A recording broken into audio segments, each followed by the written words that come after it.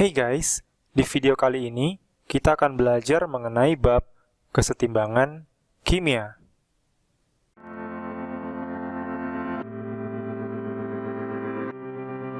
Pada keadaan setimbang, konsentrasi zat-zat dalam reaksi selalu tetap, karena jumlah zat yang bereaksi dan jumlah zat yang dihasilkan sama. Kita misalkan reaksi XA tambah YB menjadi PC tambah QD, bila jumlah zat atau konsentrasi reaktan dan produk tidak berubah selama kesetimbangan, maka akan didapatkan suatu bilangan yang tetap dari persamaan matematis berikut. K sama dengan konsentrasi C pangkat P kali konsentrasi D pangkat Q per konsentrasi A pangkat X kali konsentrasi B pangkat Y. Persamaan ini merupakan hukum kesetimbangan atau hukum aksi massa yang menyatakan bahwa dalam keadaan setimbang, hasil kali konsentrasi zat-zat hasil reaksi yang dipangkatkan koefisiennya dibagi dengan hasil kali konsentrasi zat-zat per reaksi yang dipangkatkan koefisiennya akan mempunyai nilai yang tetap. Nilai yang diperoleh dari perhitungan hukum kesetimbangan disebut tetapan kesetimbangan, disimbolkan dengan K, di mana nilai K selalu tetap selama suhu reaksinya dibuat tetap. Nah, bagaimana jika kesetimbangannya bersifat heterogen? Misalnya pada reaksi berikut. Bila kita buat persamaan tetapan kesetimbangannya menjadi K sama dengan konsentrasi CaO kali konsentrasi CO2 per konsentrasi CaCO3. Dan semua pangkatnya 1 ya guys, karena koefisiennya masing-masing adalah 1. Kita bisa buat persamaannya menjadi K kali konsentrasi CaCO3 per konsentrasi CaO sama dengan konsentrasi CO2. Ingat ya guys, konsentrasi zat padat tidak akan berubah karena densitas atau massa jenisnya tidak berubah. Hal ini membuat konsentrasi zat padat dan juga cairan guys, dengan alasan yang sama, tidak mempengaruhi tetapan kesetimbangan. Maka, bisa kita simpulkan K kali konsentrasi CaCO3 per konsentrasi CaO memiliki nilai yang tetap. Kita bisa simbolkan sebagai K aksen. Jadi, dari reaksi penguraian CaCO3 tadi, didapat persamaan tetapan kesetimbangannya, yaitu K aksen sama dengan konsentrasi CO2. Agar teman-teman lebih paham, mari kita bahas contoh soalnya ya. Tuliskan rumus hukum kesetimbangan dari persamaan reaksi berikut. A, 4NH3 gas tambah 5O2 gas menjadi 4NO gas tambah 6H2O gas. Oke guys, dari hukum kesetimbangan tadi, dinyatakan bahwa konsentrasi produk pangkat koefisien dibagi dengan konsentrasi reaktan pangkat koefisien merupakan suatu tetapan. Jadi, rumusnya bisa kita tulis menjadi K sama dengan konsentrasi NO pangkat 4 kali konsentrasi H2O pangkat 6 per konsentrasi NH3 pangkat 4 kali konsentrasi O2 pangkat 5. Lalu, yang B, Cu2 positif aqueous tambah Zn solid menjadi Zn2 positif aqueous tambah Cu solid. Sebelumnya, di bagian kesetimbangan heterogen, sudah dijelaskan bahwa zat yang berwujud padat atau cairan tidak kita masukkan ke dalam rumus hukum kesetimbangan, karena konsentrasinya pasti selalu tetap. Jadi, kita bisa buat rumus hukum kesetimbangan pada persamaan reaksi di B ini menjadi K sama dengan konsentrasi Zn2 positif pangkat 1 per konsentrasi Cu2 positif pangkat 1. Berikutnya yang C. 2NH3 gas tambah CO2 gas menjadi NH2 CO2 NH4 solid. Nah, untuk soal ini kita lihat bahwa produk yang berada di ruas kanan berwujud solid. Sementara solid tidak kita masukkan ke dalam rumus hukum kesetimbangan. Jadi, kita anggap bahwa produk berpangkat 0 sehingga bernilai 1. Maka, rumus hukum kesetimbangannya menjadi K sama dengan 1 per konsentrasi NH3 kuadrat kali konsentrasi CO2.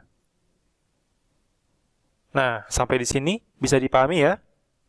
Jika sudah paham, kita lanjut ke materi berikutnya untuk membahas lebih dalam mengenai tetapan kesetimbangan. Dengan mengetahui nilai tetapan kesetimbangan, kita dapat memprediksi arah reaksi. Karena nilai tetapan kesetimbangan berbanding lurus dengan konsentrasi produk, sehingga jika nilai tetapan kesetimbangan besar, berarti hasil reaksinya banyak. Dan jika nilai tetapan kesetimbangan kecil, berarti hasil reaksinya sedikit.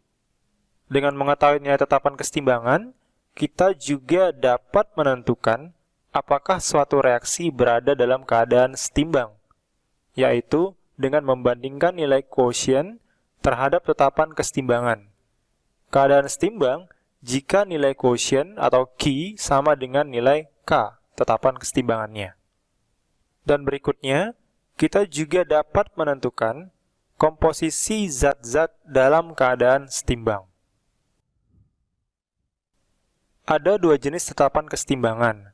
Yang pertama, Kc, Constant of Concentration, dipakai pada zat-zat yang berwujud aqueous dan gas. Rumusnya yaitu Kc sama dengan konsentrasi produk pangkat koefisien per konsentrasi reaktan pangkat koefisien. Ingat ya, simbol kurung siku menyatakan konsentrasi atau molaritas. Yang kedua, Kp, Constant of Pressure, hanya berlaku pada zat-zat yang berwujud gas. Rumusnya yaitu Kp sama dengan tekanan produk pangkat koefisien per tekanan reaktan pangkat koefisien. P pada rumus menyatakan tekanan parsial, yaitu tekanan yang diberikan oleh suatu zat, misalnya Pa, berarti yang diberikan oleh zat A. Tekanan parsial bisa dicari dengan perbandingan mol zat terhadap mol campuran gas. Karena kita tahu, dari persamaan gas ideal, pada volume dan suhu yang tetap, maka perbandingan mol sama dengan perbandingan tekanan. Jadi, tekanan zat A atau Pa sama dengan mol gas A per mol total gas kali tekanan total gas. Agar teman-teman lebih paham penggunaan rumusnya, mari kita lihat contoh soalnya ya. Untuk reaksi H2 gas tambah I2 gas menjadi 2HI gas, diketahui konsentrasi awal H2 sama dengan 0,2 molar dan I2 0,15 molar. Jika saat setimbang masih tersisa I2 sebanyak 0,05 molar, tentukan nilai tetapan kesetimbangan reaksi tersebut. Oke guys, harap diingat, untuk menjawab semua soal perhitungan kesetimbangan, kita harus buat dulu persamaan reaksi dan stoikiometri reaksinya guys. Jadi, persamaan reaksinya sebagai berikut, lalu mula-mula, reaksi, dan setimbang. Dari soal, diketahui pada keadaan mula-mula, mol hidrogen atau H2 sebanyak 0,2 molar dan I2 sebanyak 0,15 molar. Sementara produknya yaitu HI belum ada di awal reaksi. Pada saat setimbang, yang tersisa adalah I2 yaitu sebanyak 0,05 molar. Jadi, kita bisa tahu I2 yang telah bereaksi sebanyak 0,15 dikurang 0,05 yaitu 0,1. Dengan menggunakan perbandingan koefisien, kita bisa dapatkan mol hidrogen yang telah bereaksi juga sebanyak 0,1 molar. Dan HI yang terbentuk 2/1 kali 0,1, kita dapatkan 0,2 molar. Maka pada saat setimbang, jumlah hidrogennya yang tersisa sebanyak 0,1 molar, dan HI yang terbentuk sebanyak 0,2 molar. Dan mol-mol inilah yang kita pakai pada saat setimbang untuk mencari tetapan kesetimbangan. Tetapan kesetimbangannya yaitu Kc, karena yang diketahui konsentrasi ya guys.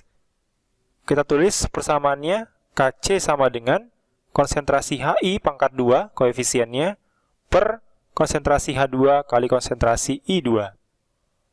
Sama dengan 0,2 pangkat 2 dibagi 0,1 kali 0,05, kita dapatkan tetapan kesetimbangannya sebesar 8. Nah, sampai di sini bisa dipahami ya guys? Jika sudah paham, mari kita lanjut ke soal yang berikutnya. Gas N2O4 dimasukkan dalam ruang yang volumenya 2 liter, sehingga mengalami disosiasi sebagai berikut. N2O4 gas menjadi 2NO2 gas.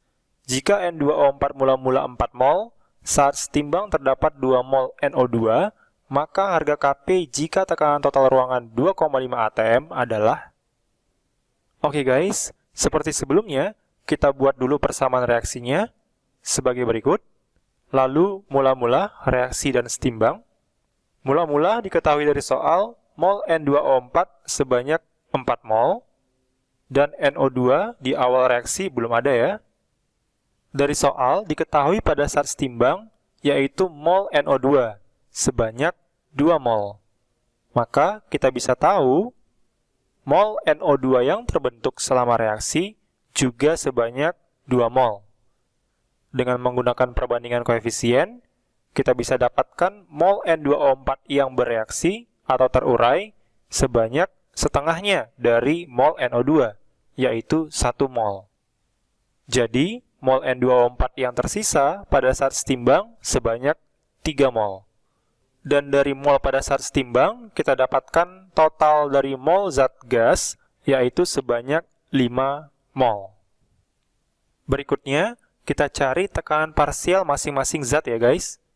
Mulai dari N2O4, PN2O4 didapatkan dari mol N2O4 per mol total gas dikali P total gas. Sama dengan 3 per 5 kali 2,5, kita dapatkan sebesar 1,5 atm. Lalu, PNO2 sama dengan mol NO2 per mol total gas kali P total gas, sama dengan 2 per 5 kali 2,5, kita dapatkan sebesar 1 atm. Berikutnya, kita bisa hitung nilai Kp-nya, dengan rumus Kp sama dengan tekanan parsial NO2 pangkat 2 per tekanan parsial N2O4. Sama dengan 1 kuadrat per 1,5. Hasilnya sama dengan 0,67. Nah, sampai di sini bisa dipahami ya guys? Jika sudah paham, mari kita lanjut ke contoh soal yang berikutnya. Reaksi kesetimbangan PCl5 terurai menjadi PCl3 tambah Cl2 memiliki Kc 0,08. Jika sejumlah PCl5 dimasukkan ke dalam tempat tertutup bervolume 1 liter dan pada keadaan setimbang terdapat 2 mol PCl5, tentukan jumlah PCl3 pada keadaan setimbang. Oke guys, pertama-tama kita buat dulu persamaan reaksinya, lalu mula-mula reaksi dan setimbang. Dari soal diberitahu dimasukkan sejumlah PCl5. Tidak ada nilainya ya. Jadi kita misalkan saja A mol. Masing-masing PCl3 dan Cl2 tidak ada di awal reaksi. Lalu saat setimbang tersisa 2 mol PCl5. Berarti mol PCl5 yang terurai sebanyak A kurang 2 mol. Lalu kita bisa cari mol PCl3 dan Cl2 yang terbentuk. Karena koefisiennya sama, maka molnya masing-masing juga A kurang 2 mol. Dan di kesetimbangan, mol keduanya juga sama, yaitu A kurang 2 mol. Selanjutnya, kita akan menentukan nilai A dari rumus Kc guys, di mana nilai Kc sudah diketahui dari soal. Oke, kita tulis dulu rumusnya. Kc sama dengan konsentrasi PCl3 kali konsentrasi Cl2 per konsentrasi PCl5. 0,08 sama dengan A kurang 2 per 1 kuadrat, volumenya 1 liter ya, dibagi 2 per 1. Lalu 0,08 kita kali 2 menjadi 0,16 sama dengan A kurang 2 kuadrat. Untuk menghilangkan kuadrat bisa lebih cepat, kita akarkan saja kedua ruas guys. Menjadi 0,4 sama dengan A kurang 2. Maka A sama dengan 2,4 mol. Jadi, Mol PCl3 saat kesetimbangan sama dengan 2,4 kurang 2 sama dengan 0,4 mol. Nah, sampai di sini bisa dipahami ya guys? Jika sudah paham, mari kita lanjut ke materi berikutnya mengenai hubungan Kc dan Kp. Dari persamaan gas ideal, yaitu P kali V sama dengan nRT, kita bisa tuliskan P sama dengan N per V kali R kali T. N per V merupakan konsentrasi, sehingga untuk tekanan parsial reaktan atau P reaktan sama dengan konsentrasi reaktan kali R kali T. Dan tekanan parsial produk atau P produk sama dengan konsentrasi produk kali R kali T. Tetapan kesetimbangan untuk gas, yaitu Kp sama dengan tekanan parsial produk pangkat koefisien per tekanan parsial reaktan pangkat koefisien. Kita bisa substitusikan tekanan parsial produk dan reaktan dari persamaan gas ideal tadi, sehingga konsentrasi produk kali R kali T pangkat koefisien per konsentrasi reaktan kali R kali T pangkat koefisien. Konsentrasi produk pangkat koefisien kali RT pangkat koefisien per konsentrasi reaktan pangkat koefisien kali RT pangkat koefisien. Karena konsentrasi produk pangkat koefisien per konsentrasi reaktan pangkat koefisien sama dengan nilai Kc, maka sama dengan Kc kali RT pangkat M kurang N. Dan kita dapat hubungannya dengan Kc ya guys. Jika M kurang N sama dengan delta N, yaitu total koefisien produk gas kurang total koefisien reaktan gas, maka persamaan hubungan Kc dan Kp menjadi Kp sama dengan Kc kali RT pangkat delta N. Agar teman-teman lebih paham penggunaan rumusnya, mari kita bahas contoh soalnya ya. Senyawa NO dan O2 dapat bereaksi membentuk NO2 menurut reaksi kesetimbangan 2NO gas tambah O2 gas menjadi 2NO2 gas. Dalam suatu ruangan dengan volume tertentu, dicampurkan NO dan O2 berturut-turut dengan konsentrasi 0,02 M dan 0,03 M. Pada suhu 1000 K, tercapai kesetimbangan di mana konsentrasi NO2 adalah 2,2 kali 10 pangkat minus 3 molar. Tentukanlah nilai tetapan kesetimbangan Kc dan Kp reaksi tersebut pada suhu 1000 K. Oke guys, kita tulis persamaan reaksinya, lalu mula-mula reaksi dan setimbang. Mula-mula dari soal diketahui konsentrasi NO sebanyak 0,02 M dan konsentrasi O2 0,03 M. Konsentrasi NO2 belum ada ya. Namun diketahui pada saat setimbang terdapat konsentrasi NO2-nya sebanyak 0,0022. Berarti NO2 yang terbentuk sebanyak 0,0022 molar. Dengan perbandingan koefisien, kita bisa dapatkan konsentrasi O2 yang terurai sebanyak 0,0011 M dan NO sebanyak 0,0022 M. Jadi, konsentrasi NO yang tersisa di keadaan setimbang sebanyak 0,0178 M dan O2 sebanyak 0,0289 M. Jadi, mol pada saat setimbang ini kita gunakan untuk mencari tetapan kesetimbangan Kc. Di mana rumus Kc yaitu sama dengan konsentrasi NO2 pangkat 2 per konsentrasi NO pangkat 2 kali konsentrasi O2. Kita masukkan nilainya sama dengan 0,0022 kuadrat per 0,0178 kuadrat kali 0,0289. Kita akan dapatkan hasilnya sama dengan 0,5286. Berikutnya, kita bisa mencari Kp dari hubungannya dengan Kc, di mana Kp sama dengan Kc kali RT pangkat delta N. Sama dengan 0,5286 kali 0,082 kali 1000 pangkat 2 kurang 3. 2 merupakan total koefisien produk dan 3 merupakan total koefisien reaktan. Sama dengan 0,5286 per 82 dan didapatkan nilai Kp sama dengan 0,0064. Nah, sampai di sini bisa dipahami ya guys. Jika sudah paham, mari kita lanjut ke materi yang berikutnya, yaitu hubungan Kc dengan reaksi. Kita misalkan pada reaksi 2S solid tambah 3O2 gas menjadi 2SO3 gas, tetapan kesetimbangannya adalah A. Yang pertama, jika reaksi ini dibalik, sehingga menjadi 2SO3 gas, terurai menjadi 2S solid tambah 3O2 gas, keaksennya menjadi 1/A. Yang kedua, bila reaksinya dikalikan koefisiennya dengan suatu bilangan, sehingga menjadi 2NS solid tambah 3NO2 gas menjadi 2NSO3 gas, keaksen menjadi A pangkat N.